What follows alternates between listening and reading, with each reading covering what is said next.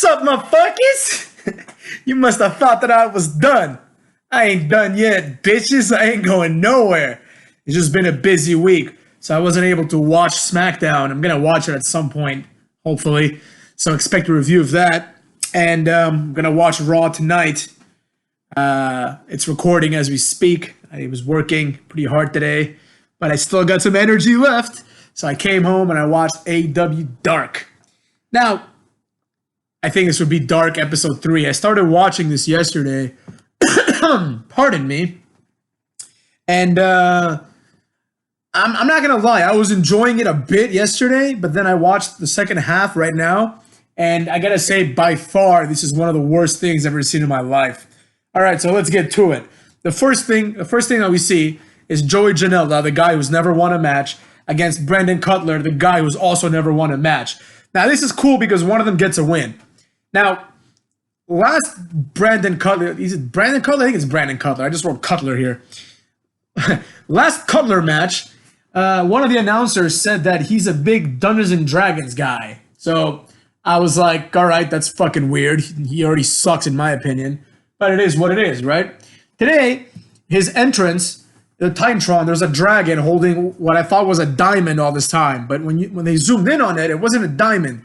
It was one of those multi-faced dies, you know, like the nerds use to play their little nerd board games, right? So this guy's gimmick really is that he likes Dungeons and Dragons. Now, or whatever, that's what it's called, right? Dungeons and Dragons. Warcraft is the computer one. Anyways, here's what I gotta say about that. A lot of people, Jericho included, have said in the past that a good wrestling character is yourself, like, exaggerated to the 11th degree, if you will, right? Now, that's not true. That's only partially true. What the part that Jericho doesn't mention there, because it's kind of implied, is that a good wrestling character is your own personality turned up to 11 if your own personality is interesting and cool. If your personality is that you, on the weekends, play Dungeons and Dragons, that doesn't translate to a good gimmick. Putting a dragon on a shirt with some sort of multi-faced die doesn't make you cool. It makes you gay, motherfuckers. So there you go. So Brandon Cutler, as far as I'm concerned, he has now gone from, like, you know, lower end of the table in terms of my favorites of AEW to by far the absolute worst. Joey Janela, he had a great match last week on AEW Dark against either Pac or Dean Ambrose. I don't remember which one it was, to be honest, because, like, Dean Ambrose and Pac are presented as I actually don't remember who it was. I think it was Jon Moxley, but they're presented, I didn't even think about this until now. They're presented the exact same way. There's just these two angry guys. Like, why is Pac the bastard? Why is he angry? Why is Jon Moxley angry? You know, they're just angry. They attack each other. They attack Kenny Omega, right? Like, there should only be one of them, but there's two for some reason.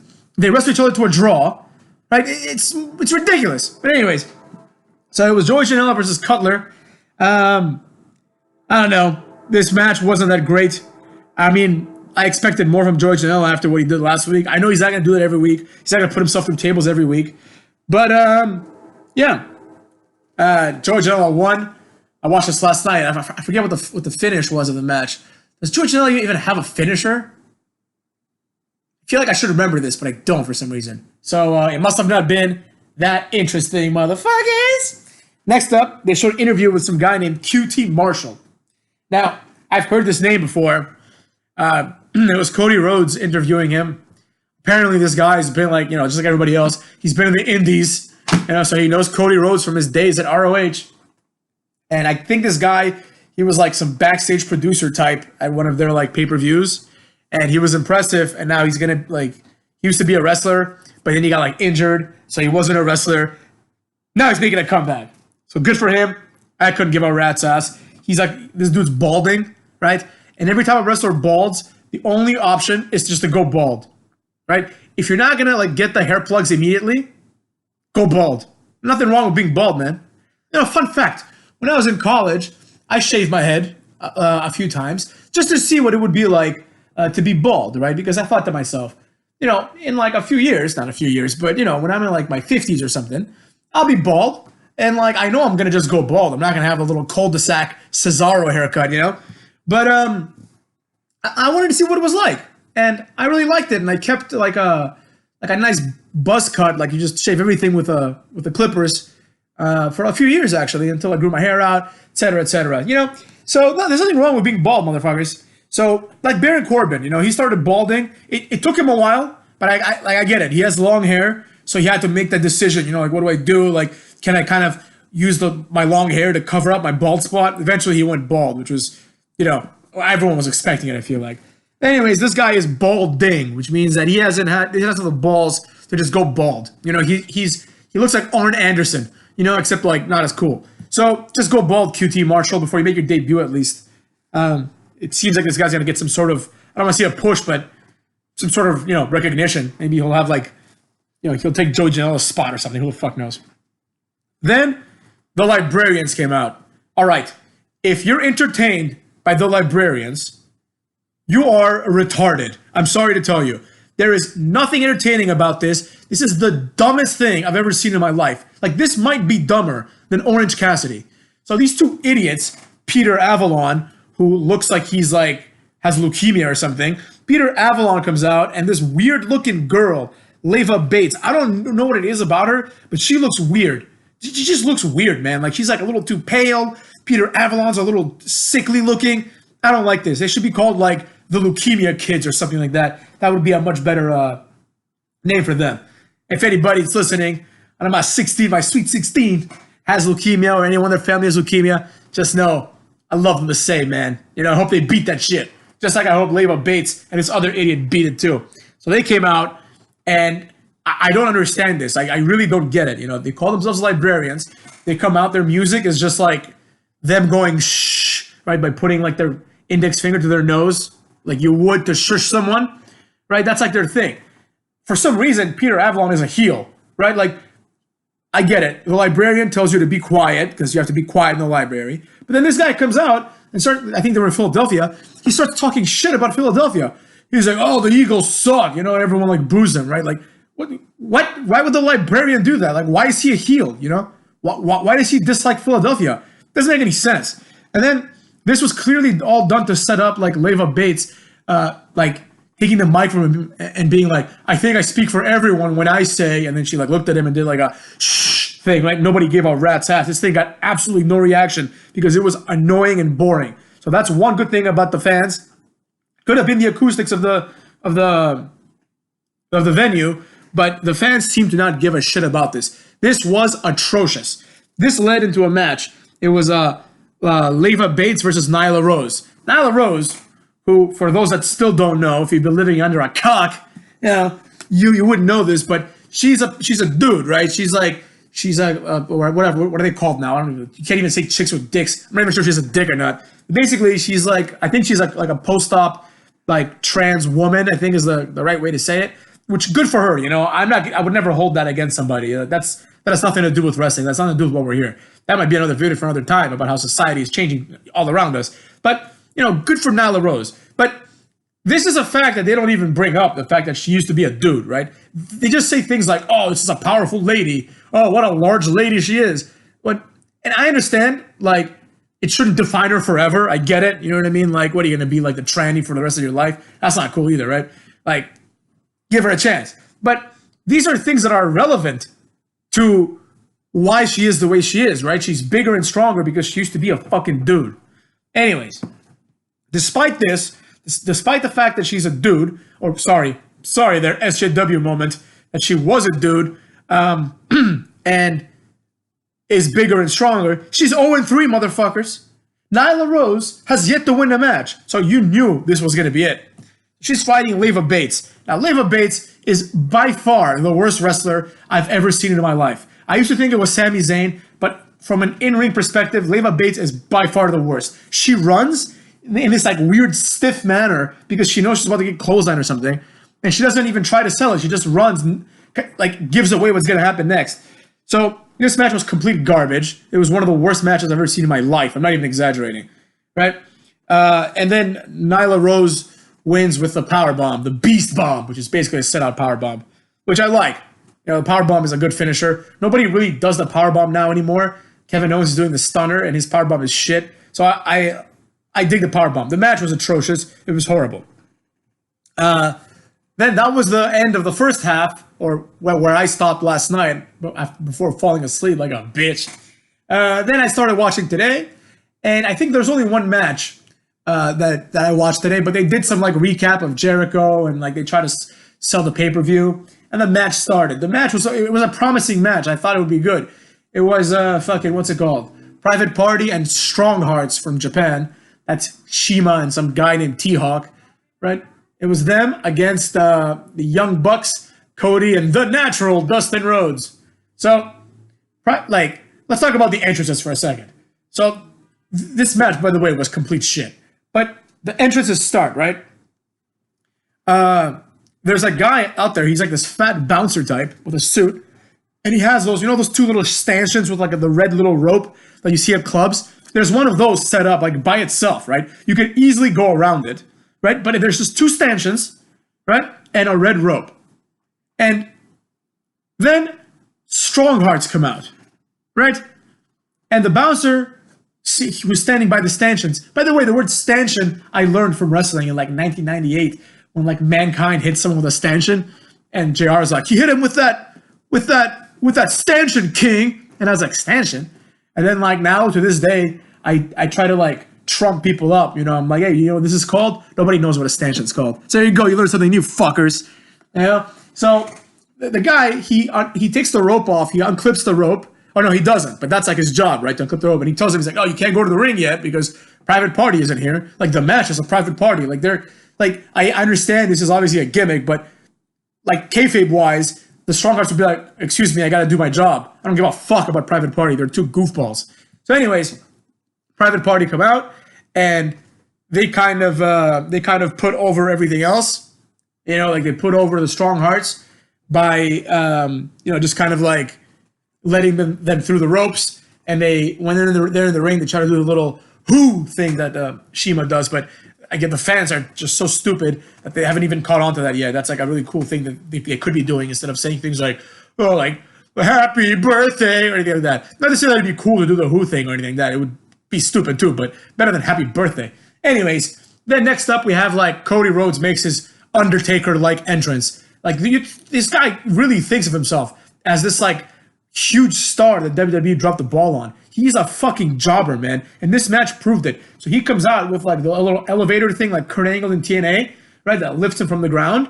And he's like standing all sideways. And his goofy ass song starts, right? Then MJF comes out. Then Brandy comes out. Like, why do these people always come out with him, right? Then eventually Goldust comes out and the Young Bucks come out. By the way, Taz, I forgot to say this, Taz is on commentary. So at first I'm like, oh, cool, man, Taz is back. And he was doing like a decent job last night on the first half of the show. But when I started watching it today, I could tell that he's fucking done, man. He has sold his soul. There's no way that Taz enjoys this shit. There's no way anyone could, right? And he's like just saying things like, oh my God, how great was this? Wow, what a great match. It wasn't a great match. Specifically this last one. It was garbage, right? The match is exactly what you expect. It's like a Young Bucks spot fest. The blonde Young Buck, is that Nick or Matt? Matt, I think. I don't know. Who cares? The blonde Young Buck does a little spot where he does like a springboard X Factor, and then he like side handsprings to the apron and does a moonsault, right? And this is the thing. He does this. I don't ever think I've seen a match where the Young Bucks don't do the spot. Like there's this spot. There's the one where the guy does a handstand and grabs a person on the apron while the guy drop kicks him. Like there's a few things that the Young Bucks do in every single match. And they did this again, and Taz is like, wow, what a move. I wouldn't even want to move. It's ridiculous. It's like when you've seen it on the shoulder block. You've seen it every time. It's nothing amazing about it. Anyways, the match was full of that kind of shit. Private Party, I haven't learned their moveset down pat yet, but they were doing pretty much the same moves they always do. Their finisher is kind of nice. It's like a top rope Hurricane Rana into a cutter, right? Which I dig. It doesn't really answer why the guy that's being Hurricane Rana just dives forward instead of flipping down like they normally would. But I digress, right? The match keeps going into all these like it just de-escalates into just various levels of goofiness, right? First of all, like we have the Young Bucks and Private Party, which already are goofy enough, right? Like one of the Private Party guys, when he gets hit, he just screams in a high-pitched voice like a broad. I don't like that. But anyways, there's that kind of goofiness. Then we have the general Cody Rhodes thinks he's a superstar goofiness, right? And by the way, what the fuck is Cody Rhodes doing on a dark match? This guy's going to be fighting the champion at the pay-per-view, and he's on a dark match? It doesn't make any sense. This match could have easily been on the main roster. But whatever, it is what it is, right? I mean, it shouldn't have been because it was a garbage match, but it should have been, on the other hand, because it has people like Cody Rhodes who need to be exposed. We need to see, like, oh, Cody Rhodes, like, he's going to fight for the title. Like, let's see him win, like, a 8-man match. So there was that kind of goofiness. And then at various points, there were like, some goofiness, like, is all right. Like, Orange Cassidy, he sucks, but if he did, like, the little thing where he kicks you, like, really lightly, if he did that, like, in a certain context, it would be nice. Like, if he came in, like, at the Royal Rumble at number, like, 29 or 30 or something, right? He comes in, and everyone's, like, down except for, like, I don't know, John Cena. He does that. Or, like, Randy Orton, let's say. He does that, and he just gets RKO'd and thrown out. That would be a fun little spot. But there's goofiness that has no time and no place. And this match was full of that. So at some point, Goldust starts doing his little, like, power slam, the quick power slams he does. He does it to 3 people. And then he has to do it to, like, the 4th guy on the opposing team, which is one of the private party guys. But one of the private party, like, before the private party guy charges him, Goldust just does, like, a little gesture with his hands, like, stop, right? And he's tired. He puts his hands on his, like, knees, and he's, like, trying to catch his breath, right? And then Taz is like, ha, ha, ha, ha, ha, this is awesome. And then the other, I guess Excalibur, the other guy is like, ha, ha, they're, like, laughing. They're, like, Taz and this guy are laughing like little girls, like, ha, ha, ha, isn't it hilarious? Isn't it great that this old man needs to catch his breath? Yo, man, this has to be taken at least quasi-seriously, right? Why the hell is the opponent stopping for Goldust to catch his breath? And furthermore, even if you was, like, let's say some nice guy who's like, all right, I'll stop for you because you're, like, quote unquote a legend, right? Why are the announcers laughing and saying this is great? This isn't great. This is fucking stupid. So he does that, and then Goldust eventually is like, all right, come on, right? The guy charges him with the clothesline, Goldust ducks, and then does the power slam. And Taz and Excalibur lose their shit. Again, they're like, oh my god, that was awesome. How great was that? It wasn't great, motherfuckers. It was stupid, right? Then eventually, I don't know, it's either Goldust or, like, one of the Young Bucks, I forget who it was, but one of the guys on that team is standing with, like, oh no, it's MJF maybe? I don't know if that was before or after. But anyways, someone is standing in the ring, right? Like, money has fallen at some point because the Young Bucks, like, made money fall because, they're Okada, right? And Shima bundles up, like, a bunch of money and throws it behind someone, right? The person doesn't even react to it. And then Shima hits the super droll, which is a backstabber, on that person, right? At one point, MJF comes in the ring. He has no reason to even be in this match. And he teases doing, like, like a dive to the outside, but he just keeps running against the ropes. And then he does, like, a little shove it type, arm hand gesture, right? So this match was full of that shit. The match ends with 4 of the losing team being, like, draped on the corners, and the 4 good guys, I'm going to call them the good guys because it's like they were clearly positioned as the heroes here. So the 4 good guys run to the corners and do, like, a Shattered Dreams to each of them. Goldust picks up the one that he kicked and does the schizophrenic, or whatever the fuck it's called now, which is the final cut in WWE, which is, like, the little suplex. He lifts him up as a vertical suplex and he spins him around into, like a neck breaker type of situation, right? He does that. He pins him. This is Goldust's first win. The guys celebrate as if they won WrestleMania. All right. Overall, this was one of the worst things I've ever seen in my life. This was, like, I have to be fair though. It was a dark event. There were dark matches. So it is what it is. But this shouldn't even be watched. This is, like, too goofy, man. This is exactly like Jericho is someone that understands wrestling and understands how it should be presented. And that's why he's interesting, and that's why people like him still.